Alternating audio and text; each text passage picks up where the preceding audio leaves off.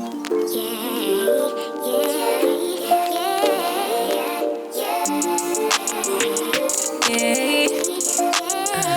the moves on tuck. I know it's all love. Everything good. Keep the vibes on crush. I know it's all good. Know it's all love. Know it's all love.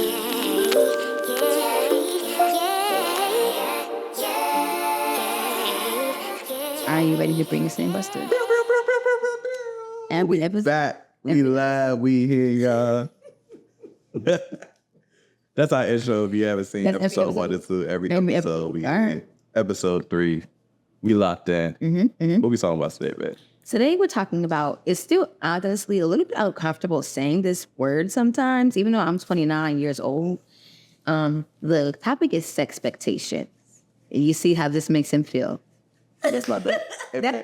Yeah, no, that's it. We have to be vulnerable and open and honest. That's his like excited. That's my dad. Anytime afterwards or before. Well, that's me. I'll be like, "D, you ready?" And I'll be like, yeah. And he just be so excited. Amen. So, that's the sex thing. I can't even, let's call something else. We're going to call it, let's call it worship. That's the intimate dance. Okay, I can say intimate. We're going to do intimate. There you go. I'm ready. We about to get intimate. So, yes, this episode is all about that. I think that, if you are new here, you may not know that we waited until we got married. Yeah. We both did it prior to each other, but once we got together, we did not do it. We were locked in. And yeah. I think it started, though, this conversation, as far as like Sexpectations started, we talked about a little bit on episode 1 during the honeymoon. Yeah. When in my mind, I was expecting us to be being intimate 10 times. Heavily intimate all the time, every time, when I wanted it, how I want, all of that. It was giving what's going on. I mean, what's going on here? And I think it was beautiful. The conversation. Right now we're in a great space, but in the beginning though, it took a lot of like communication, a lot of communication, and a lot of like understanding. Have you enough? First understanding is, as a man, I think again what I was saying, like this is for newlyweds or people who are preparing for marriage. When you go into it, you have to understand, especially if you waited. She hasn't done anything year and a half.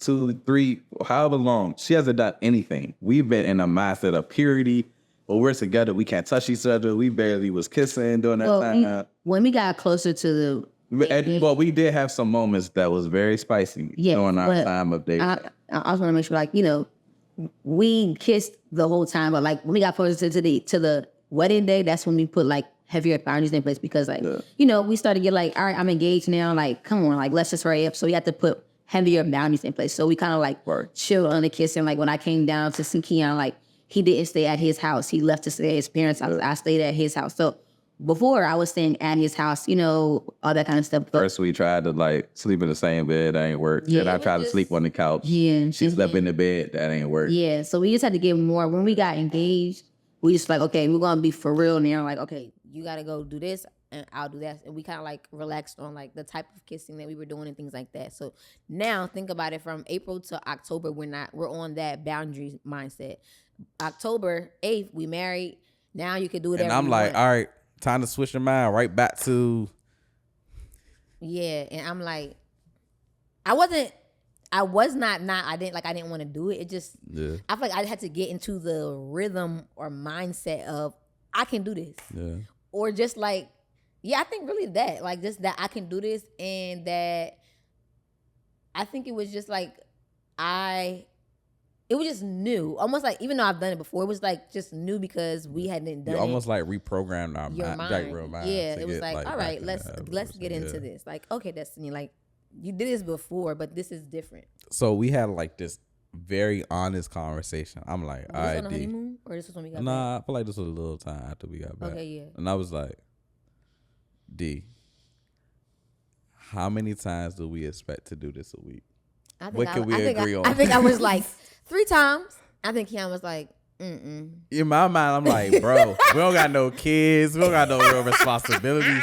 If we're limiting ourselves to 2, no, I think you said 2. I think I said 3. If you say 2 times now, imagine we had kids. Babe, I would be having sex once a month. And so yeah, that was something that it's like, Keon oh my spoke God. on, and I was like, kids, like, And I was just telling her how like each season is gonna be different. Like yes, we can take advantage of this season, but I know once we have children, it's gonna be less, or we might get a career change, or we might have to move. So that's gonna be another season where we can't have our like we gotta communicate the expectations in each season. So how many times did you say that you wanted it? How many times did you say that? Oh, we're going. I think it said 4 to 5. Yes, and I was like, you know, No, that, you said. I think I could. You know that SpongeBob meme where he like spinning. That's how I felt when he said. I was like, what? What's going on here? But I think The crazy part is she be talking all crazy like this, but as soon as we get to it, this is inappropriate now. I can't even. yeah, let's clean it up. Let's clean it up here. You might be like, make it seem like it started like this. I'm like, just this it big is- predator, No, and I'm I'm not just like, saying that. yeah, No, let's no. clean it up for the people. I'm cleaning it up. Talk to your camera. Talk to your camera. I started out like that, like, okay, wait, 4 to 5 times. But of course now it's kind of like, oh, that's nothing. Like, cool, let's do it. I think it just took again telling myself, or like even the act of doing it, like doing it, like getting back into doing it. It made it now, you know, it's no thought about it. But at that time, it was like I have to tell myself, okay, Destiny, like your husband wants to do this. You might not want to do this, but Ooh. it's all right. We've had a couple moments like that where both of us have been convicted. Yeah, so there was times where like I have looked at you and I expected you to do it when I wanted it and exactly how. And one of the things that I learned early on when we were, and this is for all my men who are paying attention or listening, it's extremely imperative that you practice purity or even like reprogram your mind in the dating process, because when you get married, sex is not going to be whenever you want. And the more that you can practice that beforehand, because once she gets pregnant and, you know, right after she has a child, it's going to be weeks. You can't do it for we 6 weeks. I think it's like 8 to 10. I thought it was 6 to 8. Yeah. Well, you know, we don't have no kids, so, you know, we don't know. Yeah. But or let's say, like, God forbid, like your partner gets sick or something, or like, you know, all those things. I tell you one thing I learned, and this is critical. The moment I started to master my sexual desires and be able to really practice self-control is when I really started to see fruit as a husband and as a man, because it's imperative and it's important. Like once I talk about this all the time, like once I got away from pornography, once I like really started like purifying my mind, it's like I look at her differently. Yeah. So I really encourage men to like be on man time with that. I would say I love that you said that, but I think I would say also talk about how the whole. Well, I can talk about. I had to learn how to say no properly. Yeah. Because we had a conversation where there was like he would be like, you know, wanting to do it, and I'm like, no, babe. Yeah, or she'll be like, stop. Or I'd be like, babe, like I don't know, and he expressed to me like that. That makes him feel like rejected, unwanted and rejected. And at first, I was like, why do you feel rejected? Like, you know, I'm gonna want to do it tomorrow, or like, you know. But I had to take into account like he's a man, I'm a woman. This is something that like maybe and I think in your mind, like we're supposed to be doing this. So like, why are you telling me no? Yeah. Or like, but not even that. It's just like the way sometimes you would say it's just like, you my wife, bro. Like, dang. So yeah, I had to learn. You don't want me? I do, and I think yes, he often would share that like the way that I said no made him feel like I did not want him, and I'm like, that is not it. So I had to begin to say like, you know, I think I even talked about this with my mom, like how to properly be like no, like, or like not even just no, but like, babe, maybe not tonight, but we can do it tomorrow, or like things like that, so that he still feels like I do still, even in my mind, I feel like in my mind I'm like, you know that I want you, I just don't want to do that, but I have to still articulate it again to how he can hear me, because me saying no to him in my mind, I'm like, fine, but that's not gonna make him feel still wanted in that moment. So or talk about also too, like even though there's moments where you don't want to. Okay, yeah. And I think that that's something that I've heard for sure. And again, I don't know. Again, my parents are pastors and they talk really heavily about marriage and all that kind of stuff. And I think I've heard my mom so many times express like at their conferences, like, why aren't you giving your husband that? Like, he's your husband. She will really go in like, this is your person. Like, your husband needs to get that release, and you are the thing that helps him to do that. So why are you not giving it to him? And I used to feel like that, and she never was saying that to me, Destiny, but like I've been into their marriage conferences and they have a segment on that, and I've heard it 100 times. Like, are you mad at your husband? Even if you are mad at your husband, it does not mean not to do it. It's like God made sex for marriage. So, and actually when you are withholding from your husband, that's actually unpleasing to God. So it's in the Bible, y'all. I don't know the scripture, but I can call my mom up and we can put it in the caption somewhere. Okay. So it's like, now that does not mean that I'm always like, as soon as he says, come on, like I'm not, but there has to be, there are moments balance where I don't want to do it, but I'm still doing it because I know that this is pleasing to my husband and it's pleasing to God. So there's been moments where like, I'll be like, babe, you be like, no, not right now. And then you'll come back. It will do it, and after you be like, God told me, like, for real. I was supposed to get, like, that's a real thing, and I didn't think that it was. And one of the things that we learned too was that like, I learned how to communicate like code words. So for example, and I hope this is not too much, but let's say like, she's been on her period for like 4 or 5 days. Mm-hmm. So right after that, I'm vulnerable because we haven't done anything in 5 days. Mm-hmm. So you telling me, no, after the 5 days, I've been in the wilderness, stressed out and ready to get to it. And I've been intentional. I've been steadfast. I've been serving and washing dishes. And I've been doing everything. Yes. And when the time comes, you say no. And I'm like, Lord, so long suffering. You're dramatic right now with the long suffering. But really though, because it's important that like I'm able to share with her like, hey babe, like I feel vulnerable right now. Yes. Because it's not easy, even though I've been able to master my self-control, it's still not easy that when you go those times, temptation still comes. Pornography is still in your mind. Like you could go back to that, or like you could go back to that. Yeah, but I'm not. Yeah, but I'm just saying though, like it's not easy to stay away from all those things when, like you said, my only release is from you. It's not like I could just go through my phone and hit up another jump to get my release off, or go to pornography because I can't. I'm submitted to you. So it's important that the balance is there. Yeah, and I think that ensuring that you hear your partner, like their needs or their desires or wants, that's very important as well. And being open to being like, okay, I might not have done this, but let's try it. Or I'm not that good at that, but let's do it. So just being open, I think that it makes for that to be better as well. I think intimate life. Yeah, I think that. Yeah, I just think it's just all about communication. Honestly, is really, people say that that's the number one thing. It really is the number one thing. I think it really helps in every single area of your relationship, marriage, dating, XYZ.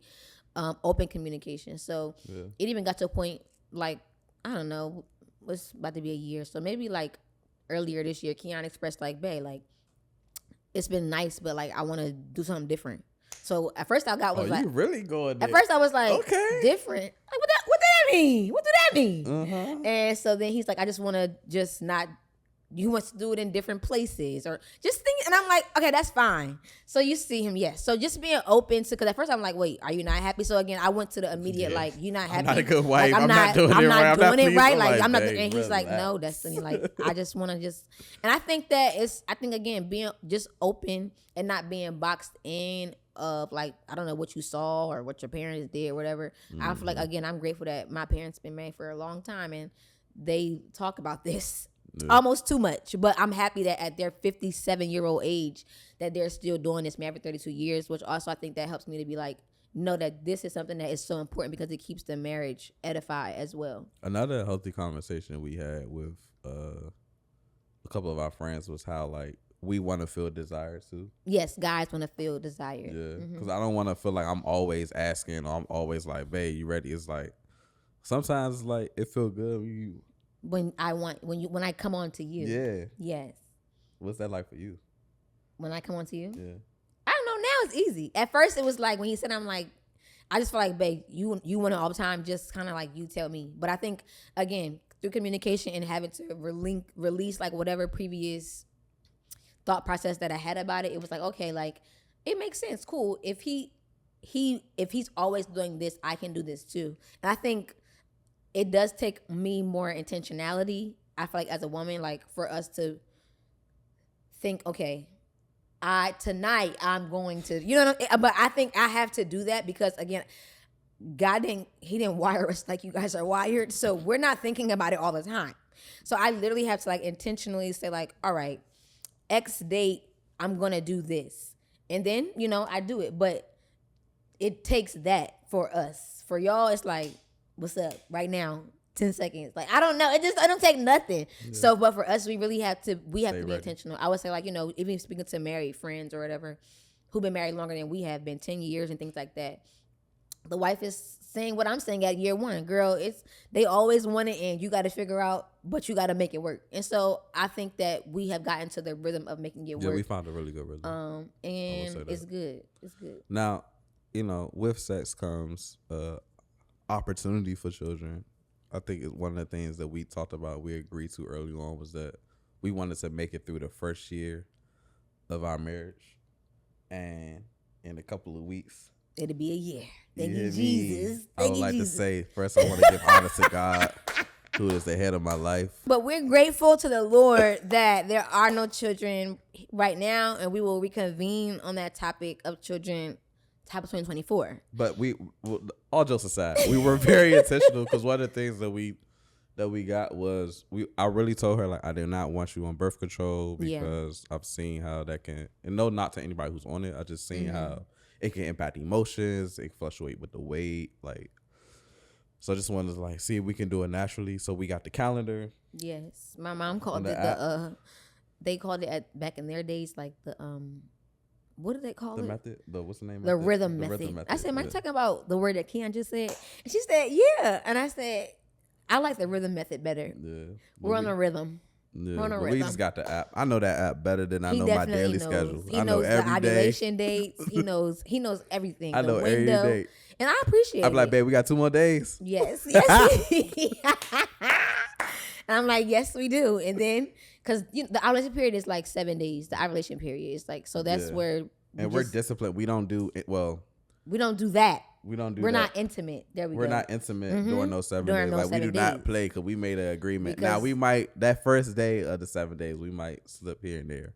But we've been very intentional throughout our entire marriage to make sure that we don't do it during those times because again, we made an agreement. We didn't want any children our first year. And we are excited to be parents when the day comes, but we really wanted to get this time to like spend time with each other, to really learn, because we was long distance when we were dating. Yeah.